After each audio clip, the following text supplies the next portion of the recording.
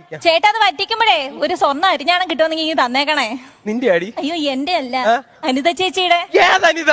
ആ സ്കൂളിന്റെ അവിടെ താമസിക്കും. ഇവിടെ ഒരു മറുകൊക്കെ അതന്നെ. പണ്ട് കറുത്ത ചരട് 3 സെറ്റ് പിന്നോട്ടോണ്ട് നടന്ന പെണ്ണാണ്, ഇപ്പൊ അവക്ക് സ്വർണ്ണം അരഞ്ഞാണോ കായടേ. അല്ല അത് നിങ്ങൾക്ക് എങ്ങനെ അറിയാം? മഞ്ഞ ചരട് മാറ്റിയാ? വീണേ വീണേ സുഖമായിട്ടിരിക്കുന്നു. അയ്യോ എന്താ പറ്റി കഴിക്കേ? ഒന്ന് വെയിറ്റ് എടുത്തതാ. ആരെടുത്ത്? അമ്മായിമ്മ എടുത്തോ? അയ്യോ എന്റെ കോമഡി, എനിക്ക് തന്നെ വയ്യ. ഇതുപോലൊരു സാധനം എനിക്ക് പെടലേക്ക് ഇടാൻ കിട്ടുവോ?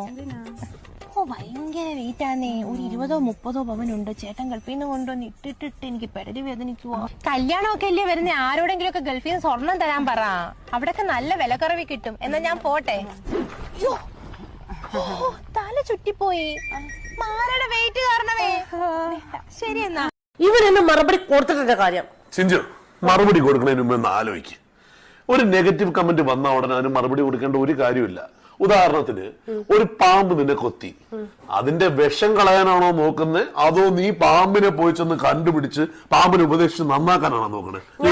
ഞാൻ ആ പാമ്പിനെ കണ്ടുപിടിച്ച് അടിച്ചു കൊല്ലും, എന്നിട്ട് പെട്രോൾ ഒഴിച്ച് കത്തിക്കും. റിപ്ലൈ കൊടുത്തോ? കൊലപാതകം ഒഴിവാക്കാല.